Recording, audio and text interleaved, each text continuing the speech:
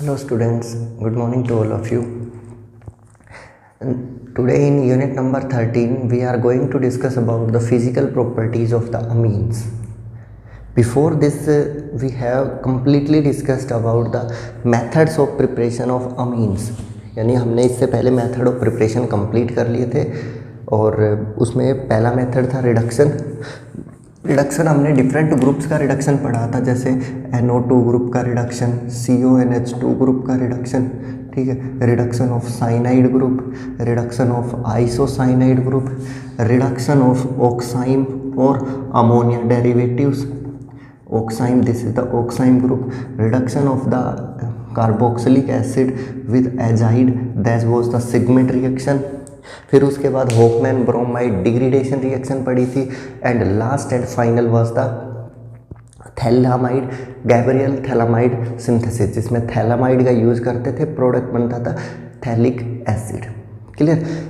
एक और method of preparation है, उसको भी डिस्कस कर लेते हैं, that is the reaction of, एक और मेथड ऑफ प्रिपरेशन है उसको डिस्कस कर लेते हैं, reaction of ammonia with alkyl halides और एराइल हैलाइड्स का और एल्काइल हैलाइड्स की रिएक्शन करवानी है मुझे, किसके साथ, अमोनिया के साथ। ये टॉपिक हमने reaction of alkyl and aryl halide में पढ़ा था, जब हमने पढ़ा था दो टाइप की रिएक्शन होती है, substitution nucleophilic unimolecular, substitution nucleophilic bimolecular, SN1 और SN2, उसके अंदर न्यूक्लियोफाइल को ऐड करते थे। यहाँ देखिए, मुझे कोई भी एल्काइल हैलाइड दिया गया, that is RX, it is known as alkyl halide. Alkyl halide के इस पार्ट पे नेगेटिव और इस पे चार्ज होगा पॉजिटिव। क्लियर। फिर ये कहता है इसकी रिएक्शन जब मैं अमोनिया के साथ करवाता हूँ, तो अमोनिया में पहले दिन से मैं बोल रहा हूँ, अमोनिया में अमीन्स में 1 डिग्री अमीन में, 2 डिग्री अमीन में और 3 डिग्री अमीन में लोन पेयर ऑफ इलेक्ट्रॉन होता है और इलेक्ट्रॉन्स पे चार्ज नेगेटिव होता है। So they will react with positive and this negative will replace, this nucleophile will replace X minus nucleophile, so this reaction is known as substitution nucleophilic reaction. One nucleophile X minus is get replaced by another nucleophile which is known as NH3 और product यहाँ पे बना R and H और इधर आ गया कितना, साथ में रिलीज हो गया Cl माइनस। अब ये कह रहा है यहाँ पे तो मुझे पता है कि अमोनिया ने अपना लोन पेयर किसको ट्रांसफ़र कर दिया, R ग्रुप को। लोन पेयर जो अमोनिया पे था, ये अमोनिया वाला लोन पेयर चला गया X के पास, तो अमोनिया पे तो कुछ भी नहीं बचा, चार्ज कैसा आ गया, पॉजिटिव, है ना। अमोनिया पे चार्ज कैसा आ गया, पॉजिटिव चार्ज आ गया। अब nitrogen being electronegative, most electronegative fluorine then oxygen then nitrogen is most electron, one of the most electronegative element. Nitrogen जो होता है हाईली इलेक्ट्रोनेगेटिव एलिमेंट्स में काउंट होता है, तो इसके ऊपर पॉजिटिव चार्ज, इलेक्ट्रोनेगेटिव ग्रुप पे पॉजिटिव चार्ज, नेचर क्या opposite, electronegative, group is electronegative और चार्ज उस पर कैसा, पॉजिटिव। नेचर क्या अपोजिट है, स्टेबल नहीं होगा तो यहाँ से H पॉजिटिव क्या हो जाएगा, रिलीज, और यहाँ पे क्या बचेगा, RNH पे कितने, 2H और प्लस में H positive. This Cl minus this H positive combines to may forms HCl, they may combines to form HCl, है ना। जैसे फॉर एग्जांपल मेरे पास एल्काइल हैलाइड है, ethyl chloride, this is ethyl chloride, upon treatment with NH3, यहाँ से एक H और यहाँ से एक Cl, फॉर्मेशन होगी CH3CH2, यहाँ से H चला गया, यहाँ से Cl, बाकी बचा NH2, वो जुड़ गया प्लस में HCl। इसको ऐसे दिखा दो, अमोनिया को ऐसे लिख लो, अमोनिया को ऐसे लिख लिया और यहाँ से HCl निकल गया। जैसे फॉर एग्जांपल मैंने ले लिया बेंजाइल क्लोराइड, तो इसकी रिएक्शन मैंने इसके साथ कराई, अमोनिया के साथ NH3 के साथ, यहाँ से HCl हीट करने पे रिलीज हो जाएगा ये कंपाउंड, दोनों की रिएक्शन के बाद बनेगा CH2NH2 बेंजाइल अमीन।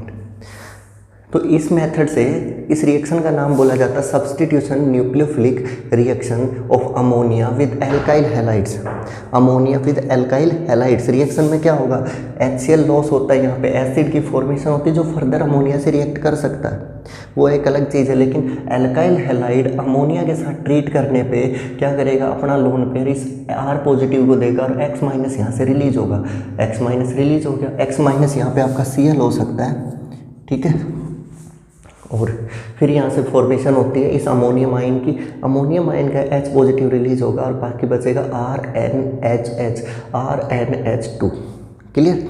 हाँ, यहाँ पे एक और भी अच्छी बात है कि इस रिएक्शन के थ्रू आप क्या कर सकते हो, आप किसी भी प्राइमरी अमीन को सेकेंडरी अमीन में कन्वर्ट कर सकते हो या सेकेंडरी अमीन को टर्सरी अमीन में कन्वर्ट कर सकते हो। जैसे 1 degree amine can be converted to the 2 degree amine molecule और एक 2 डिग्री अमीन मोलिक्यूल में भी converted to the 3 degree amine molecule.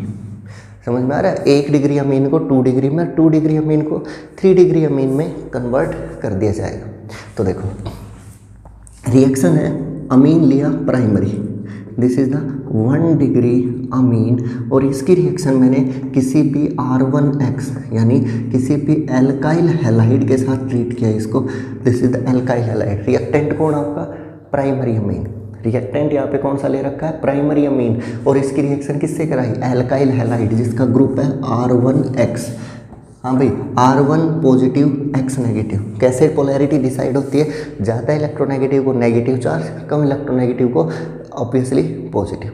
जो ज़्यादा इलेक्ट्रोनेगेटिव है, ज़्यादा इलेक्ट्रोनेगेटिव में सबसे ज़्यादा fluorine, oxygen, nitrogen, then chlorine, then bromine, then iodine, तो इनको तो नेगेटिव चार्ज ही देना पड़ेगा और बचे हुए को पॉजिटिव। और X भी एक हैलोजन है, lone pair of nitrogen will attack on this R and X group will release. बनेगा क्या यहाँ से, R1 एज इट इज़, इसके ऊपर अटैच हो गया नाइट्रोजन, नाइट्रोजन पे दो तो हाइड्रोजन लगे हुए हैं और एक लगा हुआ है R ग्रुप, तो नाइट्रोजन ने अपना लोन पेयर डोनेट किया तो चार्ज कैसा उस पर, पॉजिटिव। और यहाँ से निकल गया आपका X माइनस, अगले स्टेप में H पॉजिटिव रिलीज होगा, R1NH और R, this is the secondary amine. और अगर मैं ये कहूँ कि ऊपर वाली रिएक्शन और नीचे वाली सेम थी, ऊपर वाले में लोन पेयर ने अटैक किया, इसमें भी लोन पेयर ने अटैक किया, ऊपर वाले में यहाँ पे X माइनस रिलीज हुआ, यहाँ पे भी X माइनस रिलीज हुआ, नेक्स्ट स्टेप में यहाँ H पॉजिटिव रिलीज हुआ, यहाँ पे भी क्या रिलीज हुआ, H पॉजिटिव। तो मैं ये लिख सकता हूँ RNH और इसका एक H इस साइड दिखा दिया और इधर से X और R dash combine to form RNH R dash. Simple सी रिएक्शन है। आपको तो HX रिलीज करवाना है, यहाँ से क्या रिलीज करवाना है, HX, वो किसी भी फॉर्म में रिलीज हो जाए। तो ये प्राइमरी अमीन कन्वर्ट हो गया किस में, सेकेंडरी अमीन में। किस तरीके से, सिर्फ यहाँ से H ले लो, यहाँ से X, दोनों को रिलीज करा के नाइट्रोजन पे R ग्रुप जुड़ जाएगा। टर्सरी सेकेंडरी अमीन दे रखा है, रिएक्टेंट आपको क्या दे रखा है, 2 degree Amin, your reactant is 2 degree Amin, reaction with R1X that is halide, alkyl halide, compound ले लिया यहाँ पे एल्काइल हैलाइड। और पेपर में कोशिश करनी है हर बार जितना रिएक्टेंट याद रखा जाए उसके नीचे नाम लिखा जाए उतना ही बेटर होता है, ठीक है। हीट करो इस कंपाउंड को, जब इस कंपाउंड को हम हीट करते हैं सो अपॉन हीटिंग क्या होगा, यहाँ पे जब इस मॉलिक्यूल को मैं हीट करूँगा तो यहाँ से तो आपका H और यहाँ से आपका X रिलीज होगा। रिलीज किस तरीके से होगा, लोन पेयर पहले इस पर अटैक करेगा, ये इधर जाएगा क्योंकि इस पर पॉजिटिव और इस पर चार्ज होता है नेगेटिव, तो ये बन गया RN और R और इस साइड बन जाएगा आपका H और इस साइड था एक इस पे R ग्रुप, ठीक है। ये अटैच हो गया इस पे R1 और प्लस में X माइनस रिलीज हो गया। लोन पेयर नाइट्रोजन का था वो इस R1 ग्रुप को ट्रांसफ़र हो गया, लोन पेयर जो नाइट्रोजन का था वो R1 ग्रुप को ट्रांसफ़र हो गया, लोन पेयर तो खत्म हो गया बेचारे का, तो चार्ज कैसा, पॉजिटिव। इसको स्टेबलाइज करने के चक्कर में अपना H पॉजिटिव लॉस करेगा और यहाँ पे फॉर्मेशन होगी R और R1 दैट इज टर्सरी अमीन। और सिंपल सा फॉर्मूला मैंने बता ही रखा रिएक्शन का, रिएक्टेंट प्रोडक्ट कन्वर्ट करने का, यहाँ से H ले लेना, यहाँ से X, यहाँ से H ले लेना, यहाँ से X, यहाँ से X ले लेना, यहाँ से H ले लेना। 1 डिग्री अमीन 2 डिग्री में, 2 डिग्री अमीन 3 डिग्री में, और अमोनिया 1 डिग्री में। NH3 ग्रुप जो होता है अमोनिया ग्रुप, उसको 1 डिग्री में, 1 डिग्री को 2 डिग्री में, और 2 डिग्री को 3 डिग्री में, और 3 डिग्री को क्वाटरनरी अमोनियम सोल्ट में कन्वर्ट कर सकते हैं। तो यही रिएक्शन मैं दोबारा से उसमें रिपीट नहीं करवाऊंगा जब मैं रिएक्शंस ऑफ अमोनिया पढ़ेंगे। देखो क्वाटरनरी अमोनियम सोल्ट भी बना सकता हूँ। कैसे? मैंने टर्सरी अमीन दे दिया किसी ने आपको किसी ने टर्सरी अमीन दे दिया, किससे रिएक्ट करवाने के लिए? एल्काइल हैलाइड के साथ। इस बार तो आप देखोगे हाइड्रोजन है ही नहीं। वो जो हाइड्रोजन और X का ग्रुप में रिलीज करवा रहा था, कह रहा था H और X मिलके HX रिलीज हो जाएगा, प्रोडक्ट बन जाएगा। अब तो ऐसा कुछ है ही नहीं यहाँ पे H नहीं है जो X से कंबाइन करके HX बने और R1 जाके नाइट्रोजन पे अटैच हो जाए। जैसे यहाँ पे X और यहाँ से H ले लिया, H और X बन गया, यहाँ से 2 हाइड्रोजन थे, 1 बच जाएगा, 2 हाइड्रोजन थे, 1 बच जाएगा। R1 और R ग्रुप दोनों इस पर अटैच हो जाएंगे। यहाँ से X ले लिया, यहाँ से H ले लिया, R R N और यहाँ R1, R R यहाँ R1 और यहाँ पे बीच में NH3। तो इस पर सिंपल सी रिएक्शन है। ये यहाँ पे अटैक करेगा, प्लस था, ये माइनस था, ये यहाँ से रिलीज हो जाएगा, यहाँ बनेगा R N R और R, और इसके साथ जुड़ गया R1। अब इस पे नाइट्रोजन पे एज यूजुअल पॉजिटिव चार्ज, उसके बाहर बचा हुआ आपका X माइनस, this is quaternary ammonium salt. This compound is known as quaternary ammonium salt. इतनी बड़ी रिएक्शंस देख के डरना नहीं है, सिंपल सी बात है। अगर आपको हाइड्रोजन मिलता है तो हेलोजन के साथ उसको मिला के रिलीज कर दो, बाकी मॉलिक्यूल को आपस में कंडेंस कर दो। अगर ऐसी कंडीशन नहीं दिखती है तो एक सोल्ट की फॉर्मेशन होगी जिसमें एक पॉजिटिव चार्ज सेंटर मिलेगा और दूसरा नेगेटिव चार्ज सेंटर मिलेगा, मीन्स क्वाटरनरी अमोनियम सोल्ट की फॉर्मेशन होगी, है ना। कुछ एग्जाम्पल्स देख लेते हैं इस रिएक्शन के कुछ एग्जाम्पल्स कर लेते हैं। सेकेंडरी को टर्सरी, टर्सरी को क्वाटरनरी अमोनियम सोल्ट में कन्वर्जन के। देखो सेकेंडरी अमीन दे रखा है N methyl amine, this is the N methyl amine, reaction with HCH3, या फिर आप ले लो यहाँ पे बेंजाइल क्लोराइड। यहाँ पे कंपाउंड ले लिया मैंने, कौन सा?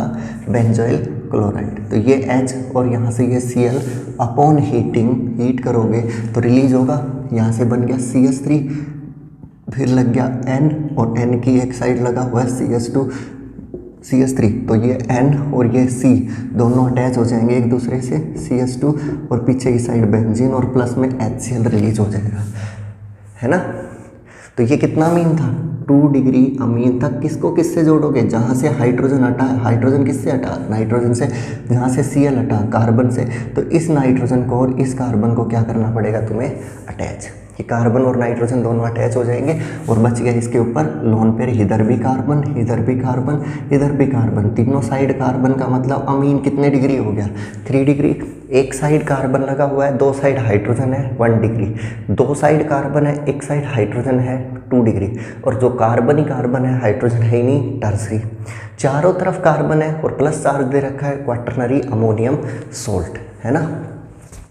इसके बाद मान लो मेरे पास यहाँ पे प्रेजेंट है CH3 N CH3 और यहाँ पे H और यहाँ पे दे रखा है CH3 Cl। यहाँ से Cl, यहाँ से H, किसकी फॉर्मेशन होगी? CH3 CH3 और इधर भी क्या लग गया? CH3। This is the tertiary amine, formation of tertiary amine. Nitrogen और CH3 दोनों जुड़ जाएंगे एक दूसरे से। इस रिएक्शन को बोला जाता है method of preparation of amines, और रिएक्शंस ऑफ अमीन्स में भी काउंट होगा, है ना। ये रिएक्शन ऑफ अमीन्स में भी काउंट होगा। तो ये सारी की सारी मेथड ऑफ प्रिपरेशन थे जिनको 3 कैटेगरी में मैंने डिवाइड किया। पहली कैटेगरी थी जिसके अंदर हमने पढ़ा by reduction of the compounds, different type के फंक्शनल ग्रुप्स थे, उनका मैंने रिडक्शन करवाया, ऑक्सीजन को हटाया, हाइड्रोजन को जोड़ा। दूसरा मेथड जो था उसके अंदर हमने पढ़ा Schmidt reaction, Gabriel phthalimide synthesis and Hofmann bromide degradation, जिसके अंदर ब्रोमाइड यूज होता bromide as a product form होता था। लास्ट मेथड ऑफ प्रिपरेशन था बाय अमोनिया डेरिवेटिव्स। इसके अंदर एक स्पेशल चीज़ ये थी, 1 डिग्री अमीन को 2 डिग्री में, 2 डिग्री अमीन को 3 डिग्री में और 3 डिग्री अमीन को क्वाटरनरी अमोनियम सोल्ट में कन्वर्ट किया जा सकता है। This is the formation of amines. Next topic of discussion is physical properties of amines. Physical properties of amines, physical properties of amines. हाँ, एक चीज़ नोट डाउन करना भाई, जो method of preparation of amines में मैंने अभी अभी अमोनिया वाला केस जो करवाया था उसके अंदर ध्यान रखना, aryl halides, limitations of ammonia method, जो अभी अमोनोलाइसिस मेथड करवाया था जिसमें पूरा 1 डिग्री 2 डिग्री में, 2 डिग्री 3 डिग्री में, 3 डिग्री क्वार्टरनरी में और अमोनिया 1 डिग्री में कन्वर्ट होता था, उसकी लिमिटेशन है aryl halides are less reactive than alkyl halides. So aryl halides को इस रिएक्शन के लिए सूटेबल नहीं माना जाता। जैसे मैंने RX लिखा ना, उसकी जगह ARX नहीं लिख सकते। अभी मैं जैसे ये लिख रहा था आपका रिएक्टेंट CH3Cl, इसकी जगह अगर मैं क्लोरोबेंजीन लूँगा this reaction will not be suitable, ये सूटेबल होगा क्योंकि एराइल हैलाइड्स होते हैं वो कम रिएक्टिव होंगे, एल्काइल हैलाइड्स होंगे वो ज़्यादा रिएक्टिव होंगे। तो थोड़ा सा करें वहाँ पे एक लिमिटेशन ऐड कर लेना, limitation of ammonolysis method, aryl halides are less reactive than alkyl halides for substitution nucleophilic reaction, nucleophilic substitution reaction. So aryl halides can not be used. वहाँ पे क्लोरोबेंजीन, ब्रोमोबेंजीन, फ्लोरोबेंजीन, आइडोबेंजीन का use नहीं किया जाएगा। Okay, physical properties of amines में पहली property आती है कौन सी? कलर। कलर और फिजिकल स्टेट, किस स्टेट ऑफ मैटर में जनरली वो एग्जिस्ट करते हैं? They are generally colourless liquids, they are generally colourless liquids. जो आपके अमीन्स होते हैं वो जनरली कलरलेस लिक्विड की फॉर्म में पाए जाते हैं और अमीन्स होते हैं they are generally colorless liquids, they are basically colorless liquids, but they may get color when kept in air। जब मैं उनको एयर के अंदर रखता हूँ कुछ लंबे टाइम के लिए तो वो जनरली क्या बन जाते हैं? कलर्ड हो जाते हैं। और वो जनरली क्यों आता है वो कलर? ऑक्सीडेशन, एरियल ऑक्सीडेशन की वजह से अमीन्स के अंदर जनरली कलर डेवलप होता है। अमीन्स जो होते हैं वो कलरलेस लिक्विड्स की फॉर्म में एग्जिस्ट करते हैं, है ना, और कलरलेस लिक्विड होते हैं। लेकिन अगर मैं उनकी बोतल को कुछ टाइम के लिए ओपन कर दूं एयर के अंदर, जनरली वो येलोविश कलर के हो जाते हैं, यानी उनका कलर जो होता है येलो में कन्वर्ट हो जाता है, येलो टिंज दिखने लगती है उसमें। क्यों दिखने लगती है? क्योंकि जब हम उसको एयर में ओपन करते हैं तो एरियल ऑक्सीडेशन, यानी एयर में जो ऑक्सीजन प्रेजेंस है उसकी वजह से वहाँ पर ऑक्सीडेशन होना स्टार्ट होता है और वो कलर्ड हो जाते हैं, है ना, उनका क्या होता है? जनरली कलर्ड हो जाता है। सेकेंड जो मेन टॉपिक है that is the boiling point. Liquid है तो मैं इसके बारे में जिक्र ज़रूर करूँगा कि बॉइलिंग पॉइंट कैसा होगा। और हमेशा पूरी ऑर्गेनिक केमिस्ट्री में मैंने बोला है कि boiling point of a compound is directly proportional to the intermolecular force of attraction. Intermolecular force of attraction, organic molecules generally non polar molecules होते हैं, ठीक है। किसी भी मॉलिक्यूल का मेल्टिंग पॉइंट या बॉइलिंग पॉइंट डिपेंड करता है दो मॉलिक्यूल्स के बीच का फोर्स ऑफ अट्रैक्शन। जितना ये स्ट्रॉन्ग होगा मेल्टिंग बॉइलिंग पॉइंट उतना ही हाई होगा, और जितना ये वीक होगा मेल्टिंग बॉइलिंग पॉइंट उतना ही लो मिलेगा। तो किसी का भी मेल्टिंग पॉइंट या बॉइलिंग पॉइंट डिपेंड करता है इंटरमोलिक्यूलर फोर्सेज ऑफ अट्रैक्शन पे। The boiling point of a substance is directly proportional to the intermolecular forces of attraction. Stronger the intermolecular forces of attraction, higher will be the boiling point। और ये कहता है कि organic molecules are generally non-polar, molecules are mainly non-polars।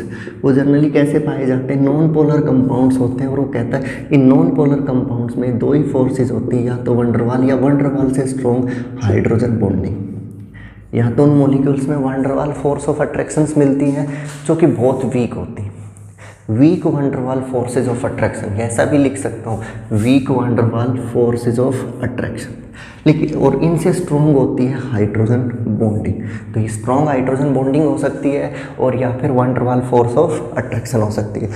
Hydrogen bonding के लिए एक तो atom hydrogen required होता है, या फिर कोई भी highly electronegative element fluorine, oxygen और नाइट्रोजन की अवेलेबिलिटी होना ज़रूरी होता है। इंटरमोलिकुलर, दो मॉलिक्यूल्स के बीच में जो फोर्स ऑफ अट्रैक्शन होगी वो डिसाइड करेगी आपके पार्टिकल का बॉइलिंग पॉइंट। अगर वो स्ट्रॉन्ग है तो बॉइलिंग पॉइंट हाई होगा, अगर वो वीक है तो बॉइलिंग पॉइंट क्या होगा, लो होगा।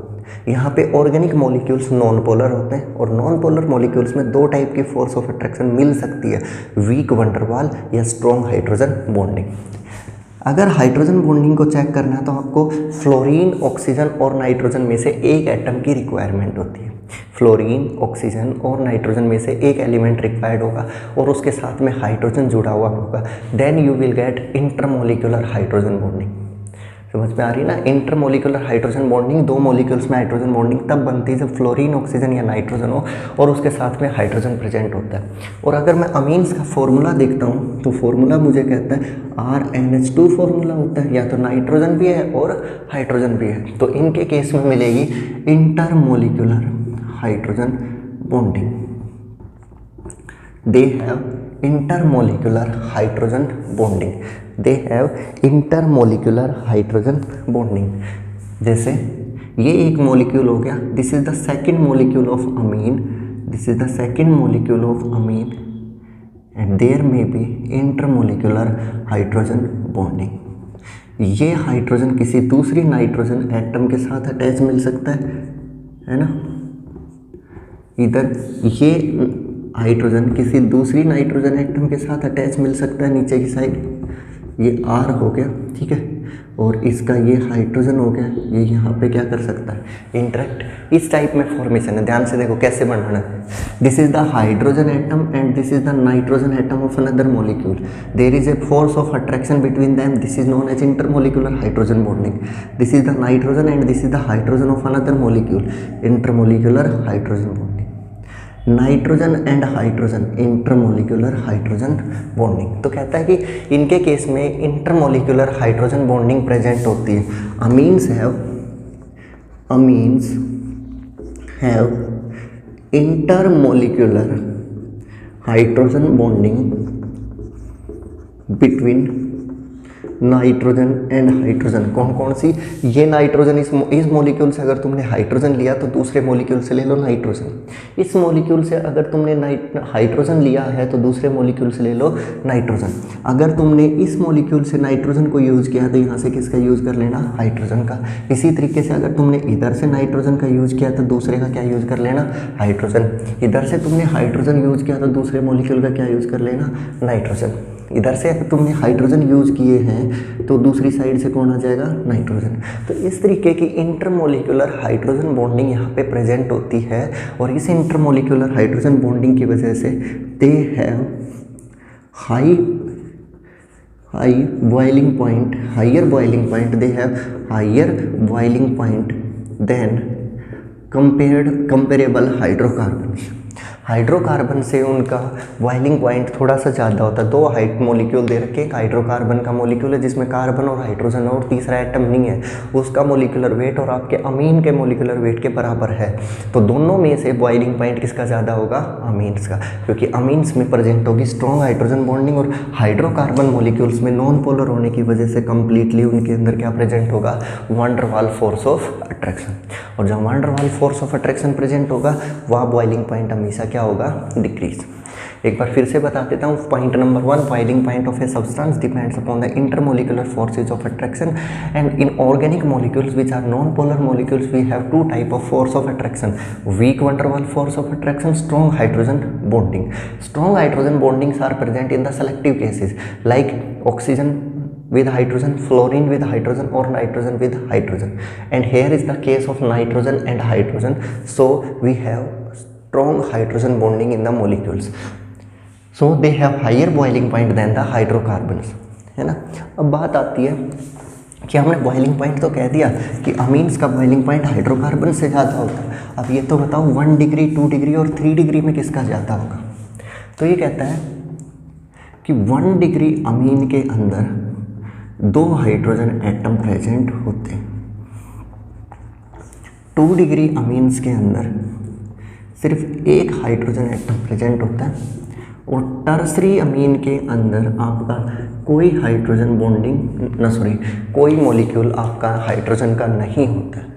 कोई हाइड्रोजन मॉलिक्यूल अवेलेबल नहीं होता है। तो कहता है कि सबसे ज़्यादा हाइड्रोजन बॉन्डिंग बनने के चांसेस किस में होते हैं, 1 डिग्री में, कम किस में होंगे, 2 डिग्री में, और मिनिमम हाइड्रोजन बॉन्डिंग किस में पाई जाएगी, एक टर्सरी अमीन में।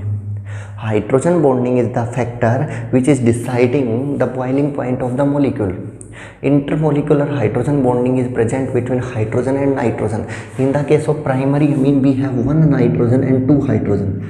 1 hydrogen, 1 nitrogen, only 1 nitrogen. यहाँ पे आपके पास 3 एटम है जो हाइड्रोजन बॉन्डिंग कर सकते हैं इंटरमोलिकुलर, या 2 एटम है या एक ही एटम है। तो सेकेंडरी अमीन का हाइड्रोजन बॉन्डिंग वीक होगी, और वीकेस्ट हाइड्रोजन बॉन्डिंग किस में पाई जाएगी, टर्सरी अमीन। टर्सरी अमीन है weakest hydrogen bonding. So boiling point of comparable hydroamines, 1 degree amine will have maximum, then 2 degree amine, and then tertiary amine, then tertiary amines। एक बार देखो इसको, solubility को, ना सॉरी बॉइलिंग पॉइंट। ओके, तो intermolecular hydrogen bonding की वजह से 1 degree का बॉइलिंग पॉइंट ज़्यादा होगा, 2 डिग्री का कम, और 3 डिग्री का सबसे कम होगा। अब हाइड्रोजन बॉन्डिंग वाले 2 केस हमने ये भी पढ़े थे, ROH, इसके अंदर भी ऑक्सीजन हाइड्रोजन का केस है, ये भी इंटरमोलिकुलर हाइड्रोजन बॉन्डिंग क्रिएट कर सकता है। इसके बाद RCOOH, इसमें भी इंटरमोलिकुलर हाइड्रोजन बॉन्डिंग अवेलेबल थी, और RNH2, इसमें भी इंटरमोलिकुलर हाइड्रोजन है।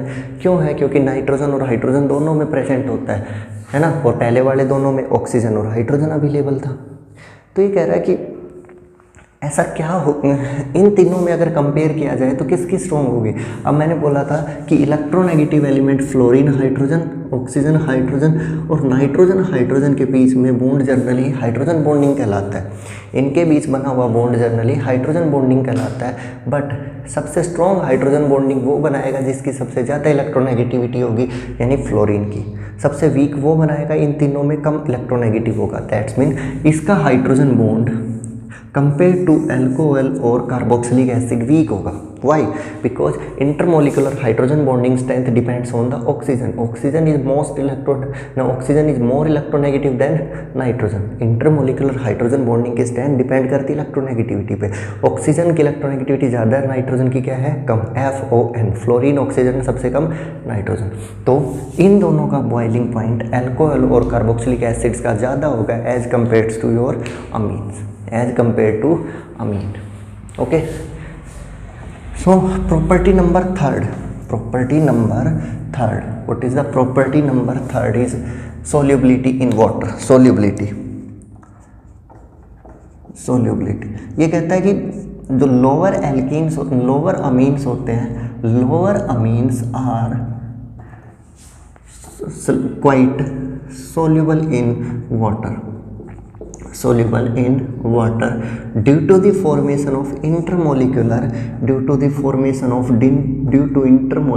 hydrogen bonding with water. They can form intermolecular hydrogen bonding with water, so they are quite soluble in water. But as the size of R group increases,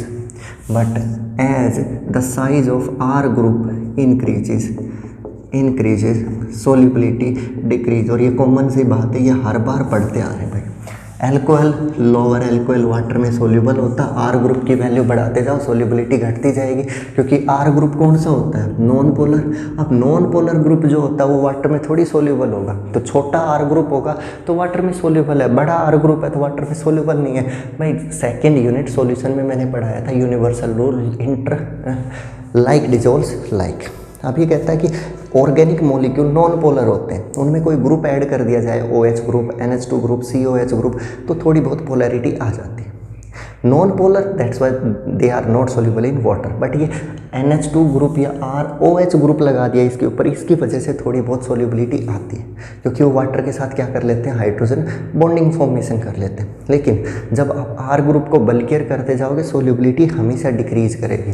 जैसे for example छोटा सा group है CH3NH2, ये group है, ये water के साथ क्या कर सकता है, इंटरमोलिकुलर हाइड्रोजन बॉन्डिंग की फॉर्मेशन।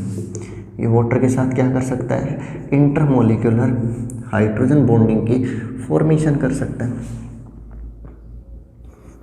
ये वाटर के साथ क्या कर रहा है, इंटरमोलिकुलर हाइड्रोजन बॉन्डिंग की फॉर्मेशन कर रहा है। These are the intermolecular hydrogen bonds, जिसकी वजह से वो वाटर के अंदर सोल्यूबल है। लेकिन कोई आपसे पूछे एनिलीन के बारे में क्या कहते हो, क्या ये वाटर में सोल्यूबल होगा? नहीं, ये वाटर में सोल्यूबल नहीं होगा, क्योंकि इसका नॉन पोलर पार्ट बहुत बड़ा है। तो ये क्यों सोल्यूबल था? क्योंकि इसका नॉन पोलर पार्ट छोटा था। ये एक कार्बन का, ये 6 कार्बन का नॉन पोलर पार्ट लिए घूम रहा है। तो जितना बल्कियर ग्रुप बनाते जाओगे सोल्यूबिलिटी घटती जाएगी। एक कार्बन सबसे ज़्यादा सोल्यूबल, 2 कार्बन का मीन कम सोल्यूबल, 3 कार्बन का मीन कम सोल्यूबल। और जिस तरीके से नॉन पोलर पार्ट या कार्बन ग्रुप बढ़ता जाएगा, solubility of the molecule decrease करती जाएगी। तो कोई तुमसे सोल्यूबिलिटी के बारे में पूछे तो कहोगे lower alkamines are generally soluble in water due to the formation of intermolecular hydrogen bonding with the water molecule, क्योंकि वो वाटर के साथ क्या बना सकते हैं, इंटरमोलिकुलर हाइड्रोजन बॉन्डिंग। वो खुद के साथ भी क्या बना सकते हैं, इंटरमोलिकुलर हाइड्रोजन बॉन्डिंग, है ना।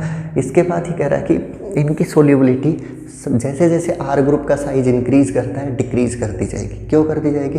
क्योंकि आर ग्रुप होता है वो जनरली नॉन पोलर ग्रुप होता है। Non polar groups are not soluble in water, they are soluble in organic molecules, है ना। जैसे एनिलीन के ऊपर क्वेश्चन आया, क्या ये वाटर में सोल्यूबल है? No, it's not soluble. Why it is not soluble even it can form intermolecular hydrogen bonding? No, because the R group, that is non-polar group of the aniline, is larger, so it is not soluble in water, but it is soluble in benzene, क्योंकि वो भी organic group होता है। It is soluble in any kind of oil like N-hexane. It is soluble. Why it is soluble? क्योंकि ये दोनों के दोनों कैसे हैं, नॉन पोलर ग्रुप है। नॉन पोलर ग्रुप में सोल्यूबल होगा, पोलर ग्रुप में सोल्यूबल होगा, है ना। पोलर में सोल्यूबल होगा, नॉन पोलर में सोल्यूबल होगा। इसलिए सोल्यूबिलिटी जो कंपाउंड्स की होती है वो जनरली डिपेंड करती है नेचर ऑफ द पार्टिकल्स में। ओके, सो नेक्स्ट टॉपिक जो हमें डिस्कस करना है वो है केमिकल प्रॉपर्टीज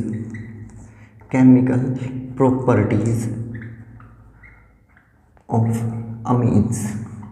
एरोमेटिक और एलिफेटिक दोनों की यहाँ पे डिस्कस करेंगे। प्राइमरी अमीन, सेकेंडरी अमीन और टर्सरी अमीन तीनों की, और क्वाटरनरी अमोनियम सोल्ट्स के बारे में देखेंगे। अभी तक हम पढ़ चुके हैं कि अमीन्स को कैसे प्रिपेयर किया जा सकता है, ठीक है। सेकंड हमने पढ़ा कि अमीन्स जनरली कलरलेस लिक्विड्स होते हैं, लेकिन उनमें कलर आ जाता है एयर में एक्सपोज करने में। They are so not soluble in water, but उनके जो लोअर अमीन्स होते हैं 1 कार्बन 2 कार्बन 3 कार्बन तक का सोल्यूबल होता है, क्योंकि वो इंटरमोलिकुलर हाइड्रोजन बॉन्डिंग वाटर में बना लेते हैं। वो ऑर्गेनिक कंपाउंड्स में ज़्यादा सोल्यूबल होते हैं।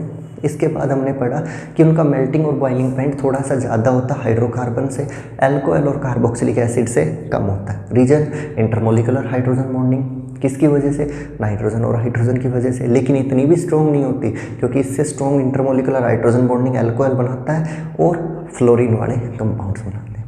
अब हम बात करते हैं अमीन्स की केमिकल नेचर की वजह, केमिकल नेचर की। तो कहता है कि अमीन्स के केस में एक नाइट्रोजन के ऊपर आइदर 2 हाइड्रोजन अवेलेबल होते हैं या 2 साइडों को carbon group. This is the primary amine, और every amine have a lone pair of electron. Amines have lone pair of electron. पहली प्रॉपर्टी जो मैं पढ़ रहा हूँ किसकी वजह से पढ़ूंगा, पहली reaction loan pair of amines. They have a free electron pair. Ammonia में अमीन्स के अंदर नाइट्रोजन के ऊपर जनरली क्या प्रेजेंट होता है, lone pair of electron, and they can donate this lone pair of electron, ठीक है। They can easily donate electron pair, they can easily donate electron pair, or they can accept, they can donate lone pair of electron, or can accept H positive ion. वो किसी भी system के अंदर से H positive ion को खींच सकते हैं, क्योंकि H पे पॉजिटिव चार्ज है, और लोन पेयर है वो भी किसका है, इलेक्ट्रॉन्स का। जब इलेक्ट्रॉन्स का पेयर है तो उस पर चार्ज किस तरीके का मिलेगा, नेगेटिव, है ना। तो देखो जैसे फॉर एग्जांपल RnH2, दिस है lone pair of electron, and there is the water molecule get divided into 2 part, H positive and OH minus. So lone pair of electron है, इसको चाहिए इलेक्ट्रॉन, इस पर पॉजिटिव चार्ज है, nitrogen इसको accept कर लेगा इसके ऊपर ऑलरेडी 2 हाइड्रोजन थे, एक हाइड्रोजन इसने एक्सेप्ट किया, लेकिन उस हाइड्रोजन पे चार्ज कैसा था, पॉजिटिव था, या यूँ कहें कि इसने अपना लोन पेयर किसको डोनेट कर दिया, हाइड्रोजन को, तो इस पर बचा चार्ज कैसा, पॉजिटिव। वाटर का रिमेनिंग पार्ट कौन सा बच गया, OH माइनस। अब ध्यान देने वाली बात यह कि सॉल्यूशन में कौन से आयन इंक्रीज हो रहे हैं, OH minus ion. Reaction of amine with water increases the OH minus ions in solution. Reaction of amines with water increases the OH minus ions in the solution. So amines are basic in nature. Amines are basic in nature. Basic in nature because they upon reacting with water produce H positive ion. They gives reason दो है, they gives OH minus ions upon reaction with water. जब water के साथ reaction कराई जाती है तो solution में OH माइनस जनरेट करते हैं, जैसे RnH2 upon reacting with water, water divide हुआ 2 पार्ट में, H पॉजिटिव OH माइनस। इसके पास लोन पेयर ऑफ इलेक्ट्रॉन था, किसको मिला, H पॉजिटिव को। बाकी क्या बच गया, OH माइनस। बाकी क्या बचा, OH माइनस। तो OH माइनस सॉल्यूशन में जनरेट हो रहा है। जनरली जो OH माइनस के डोनर होते हैं वो बेस कहलाते हैं, और जो H प्लस के डोनर होते हैं वो acid. H positive donate acid, OH minus donate base. उल्टा भी बोल सकता हूँ, देखो रे, H पॉजिटिव डोनर, जो H पॉजिटिव डोनेट करता है, HCl हो गया, H2SO4 हो गया, एसिटिक एसिड हो गया, सारे क्या कहलाएंगे, एसिड। जो OH माइनस आयन का डोनर होगा, OH माइनस आयन का डोनर NaOH हो गया, KOH हो गया, AlOH होल थ्राइस हो गया, ये सारे, कैल्शियम हाइड्रोक्साइड हो गया, ये सारे के सारे क्या कहलाएंगे, base. This is the one kind of definition. Donor of H positive acid, donor of OH minus base. एक बेस और भी होते हैं, उल्टा भी लिख सकते हो, जैसे मैंने कहा इसने OH माइनस सॉल्यूशन में जनरेट किया, या फिर इसने किसको एक्सेप्ट किया, एक्सेप्ट ये किसको कर रहा है, H पॉजिटिव। तो OH माइनस का डोनर या H पॉजिटिव का एक्सेप्टर जर्नली क्या कहलाता है, बेस। OH माइनस को डोनेट करने वाला या H पॉजिटिव को एक्सेप्ट करने वाले को हम क्या बोलते हैं, बेस। और पहला reason, they gives OH minus ion to the solution, और they are accepting, they are reacting with H positive ion, they accepts H positive ion from water, या किसी भी एसिड मॉलिक्यूल से H पॉजिटिव आयन को accept कर लेते हैं, और अगर ऐसा कुछ दिखाई देता है that's mean they are acid. जैसे for example RnH2 upon reacting with HCl, lone pair of electron transfer to the H positive, क्योंकि H पॉजिटिव आयन है, Cl माइनस है, और lone pair of electron, electron पे negative charge, electron पे charge negative और H पे charge positive, attraction हुआ, accept कर लिया, क्या बन गया, RnH3 पॉजिटिव, और Cl माइनस क्या हो गया, रिलीज। अब कोई कहता है जी सेकेंडरी अमीन देखो, सेकेंडरी अमीन में देख लो, नाइट्रोजन पे 2 R ग्रुप और 1 हाइड्रोजन है, HCl से रिएक्शन कराई, लोन पेयर तो अभी भी है, बल्कि ज़्यादा ही अवेलेबल होगा, RnR, और H पहले था, एक H और आ गया पॉजिटिव, प्लस में Cl माइनस। तो सारे के सारे H पॉजिटिव आयन्स को एक्सेप्ट कर रहे हैं, और acceptor of H positive ion को जर्नली बोला जाता है आपका बेस। तो amines are basic in nature. पहली चीज़ क्लियर हो गई कि अमीन्स के अंदर लोन पेयर ऑफ इलेक्ट्रॉन होता है, और इस लोन पेयर ऑफ इलेक्ट्रॉन की वजह से they can donate this lone pair of electron, and due to this presence of the lone pair they can give OH minus ion to the solution upon reacting with water, और they can accept H positive ion. या फिर और भी कुछ नहीं तो भाई इसने अपना लोन पेयर दिया है, इसने अपना लोन पेयर दिया है, H पॉजिटिव को गेन किया है, that's why they are acidic, या फिर डोनर ऑफ लोन पेयर। ये सारी चीज़ें एक ही बात इंडिकेट करती हैं कि अमीन्स बेसिक होती हैं। लोन पेयर डोनेट कर रही है, H पॉजिटिव एक्सेप्ट कर रही है, बात वही है। लोन पेयर देगा तभी H पॉजिटिव उसके पास आएगा, क्योंकि लोन पेयर पे इलेक्ट्रॉन है, इलेक्ट्रॉन पे चार्ज नेगेटिव है, जब नेगेटिव चार्ज पॉजिटिव के पास जाएगा तभी तो अट्रैक्शन होगा दोनों में। तो कहता है डोनर ऑफ लोन पेयर या acceptor of H positive ion is a base, so amines behave like a base. Amines are behaving like a base. तो फर्स्ट प्रॉपर्टी है basic nature of amines. Basic nature of amines, amines react with acid molecules, they form base. amines are basic in nature. Amines are basic in nature due to lone pair. Due to lone pair. Due to lone pair of electrons, they are generally base. They are generally base. RnH2 combines with water molecules, they can form RnH3 positive, क्योंकि lone pair का use करके उसने H positive ion को gain किया। 2 hydrogen पहले थे, 1 hydrogen और आ गया H plus plus OH minus. This kind of reaction can occur in A base molecule. This kind of reaction can occur in A base molecule. तो कहता है कि किसी भी बेस मॉलिक्यूल की रिएक्शन बेस से हमेशा यहाँ पे क्या मिलेगा, कॉन्जुगेट एसिड। याद आया कुछ? एसिड था, अल्कोहल को मैंने एसिड बोला। H पॉजिटिव आयन को डोनेट करता था, किस में डोनेट करता था? वाटर में। RO माइनस की फॉर्मेशन करता था, प्लस H पॉजिटिव बनता था। This molecule was acid. Acid upon dissociation gives conjugate base. Acid upon dissociation gives conjugate base. Base upon dissociation gives conjugate acid. सही है बात? एसिड से conjugate बेस मिलेगा, बेस से conjugate एसिड मिलेगा। पिछली 2 यूनिट्स में कौन कौन सी में? अल्कोहल फिनॉल ईथर में, और एल्डिहाइड कीटोन कार्बोक्सिलिक एसिड में। कार्बोक्सिलिक एसिड, अल्कोहल और फिनॉल, इनकी एसिडिक नेचर पढ़ा है सबका, और सब में एक ही बात बोली, एसिड जब डिसोसिएट होगा तो कॉन्जुगेट बेस की फॉर्मेशन करेगा। एसिड जब डिसोसिएट होगा तो किसकी फॉर्मेशन करेगा? कॉन्जुगेट बेस की। जितना ये कॉन्जुगेट बेस ज़्यादा स्टेबलाइज होगा, जितना ये कॉन्जुगेट बेस स्टेबल बनेगा, उतना ही एसिड क्या होता जाएगा? स्ट्रॉन्ग। याद आ रही है ये कॉन्सेप्ट? जितना कॉन्जुगेट बेस स्टेबल होगा उतना ही एसिड स्ट्रॉन्ग होगा।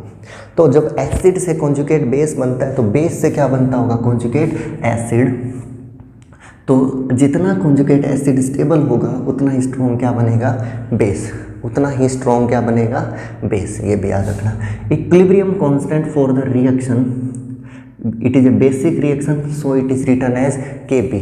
This is base dissociation constant. Base dissociation constant, ऐसे एसिड डिसोसिएशन कांस्टेंट होता था, या फिर इसका नाम होता है एक simply equilibrium constant. This is a simply equilibrium constant which is written as B means a base product ion concentration, that is conjugate base RnH3 positive concentration, OH minus concentration divided by RnH2। Water की concentration fix होती है generally, उसको मैं लिखता नहीं हूँ, multiply कर लिया उसको already. Product is conjugate base, product is OH minus, तो इस प्रोडक्ट की कंसंट्रेशन डिवाइडेड बाय इस रिएक्टेंट की कंसंट्रेशन। इस रेशियो को बोला जाता है कॉन्जुगेट इस रेशियो को बोला जाता है आपका NH2 फॉर्मेशन। ठीक है, यहाँ पे जो ये रेशियो लिखा हुआ है ये Kb वैल्यू है, बेस डिसोसिएशन कांस्टेंट बोला जाता है। देखो यहाँ पे Kb जो है वो RnH3 product OH minus product divide by reactant की वैल्यू होती है। This is known as base dissociation constant और इक्विलिब्रियम कांस्टेंट। किसी भी कंपाउंड, और इसका नेगेटिव लॉग ले लें, negative log, taking negative log of Kb, that is negative log of complete term. कौन कौन सी? RnH3 positive concentration, OH minus की concentration, RnH2 property just reverse हो जाती है, और नेगेटिव लॉग का मतलब होता है P। This became PKb minus log of RnH3 positive ROH minus concentration of RnH2। एक one equation is this, one equation is this.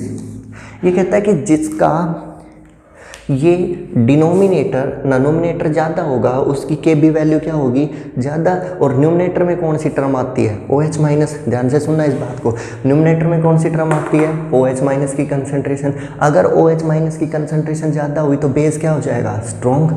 O H minus की कंसंट्रेशन ज़्यादा हुई तो बेस क्या हो जाएगा, स्ट्रॉन्ग। और यहाँ पे जितना ओ एच माइनस ज़्यादा उतनी क्या होगी, के बी ज़्यादा। तो इम्प्लाइज, यहाँ से बहुत इंपॉर्टेंट बात लिख रहा हूँ, किसी की भी बेसिसिटी डायरेक्टली प्रोपोर्शनल होती है के बी की वैल्यू के। क्यों, क्योंकि जितना ज़्यादा ओ एच माइनस की कंसंट्रेशन उतना ही ज़्यादा किसकी वैल्यू, के बी। जितना ज़्यादा ओ एच माइनस उतनी ही ज़्यादा बेसिसिटी, है ना। जितना ज़्यादा ओ एच माइनस, भाई ओ एच माइनस ही तो बताता बेस है या एसिड है। एसिड होगा एच पॉजिटिव आएगा, बेस होगा ओ एच माइनस आएगा। ज़्यादा ओ एच माइनस ज़्यादा स्ट्रॉन्ग बेस। तो के बी और बेसिसिटी डायरेक्टली, बेसिसिटी और के बी डायरेक्टली। लेकिन पी के बी के बारे में क्या कहते हो, पी कहाँ से आता है, पी का मतलब तो माइनस का लोग होता है। पी का मतलब तो क्या होता है, माइनस का लोग होता है। और अगर लोग माइनस का ले रखा है तो दैट्स मीन उल्टा हो जाएगा, basicity inversely proportional to the K B. Basicity inversely proportional to K B. भाई देखो, जितना ओ एच माइनस ज़्यादा उतना ही ज़्यादा बेस, और जितना ज़्यादा ओ एच माइनस उतनी ज़्यादा के बी। सो बेसिसिटी और के बी तो हो गए डायरेक्टली। अब किसी वैल्यू का आंसर आया 3 और 3 का ले लिया माइनस लोग। एक तो ये वैल्यू अगर जितनी भी आती उतनी छोटी बन जाएगी, क्योंकि आगे साइन किसका है, माइनस का। So basicity inversely proportional to the K B. तो आज मैंने एक मेथड ऑफ प्रिपरेशन पढ़ाया, कुछ फिजिकल प्रॉपर्टी, और एक बात ये बताई केमिकल प्रॉपर्टी में सारे के सारे बेस होते हैं, लोन पेयर होता है। उसकी वजह से जितना आसानी से लोन पेयर डोनेट कर देगा उतना स्ट्रॉन्ग बेस कहलाएगा। बेस से हमेशा कॉन्जुगेट एसिड बनेगा, एसिड से बनता था कॉन्जुगेट बेस। तो इसका एक इक्विलिब्रियम कांस्टेंट भी लिखा जिसको बेस डिसोसिएशन कांस्टेंट बोलते हैं। इसकी वैल्यू जितनी ज़्यादा उतनी ज़्यादा बेसिसिटी। इसका नेगेटिव लोग लोगे आंसर डिक्रीज करेगा, जितना कम ये वैल्यू होगी उतनी स्ट्रॉन्ग क्या होगी, बेसिसिटी। ठीक है, तो आपको ये पढ़ना है। नेक्स्ट वीडियो लेक्चर में हम डिस्कस करेंगे कंप्लीटली बेसिसिटी के बारे में, अमीन्स की बेसिसिटी, और उसके बाद पढ़ेंगे हम उनकी केमिकल रिएक्शंस। और लास्ट पॉइंट में हम डिस्कस करेंगे आइसोमर्स के बारे में। Okay, thank you, that's all for today.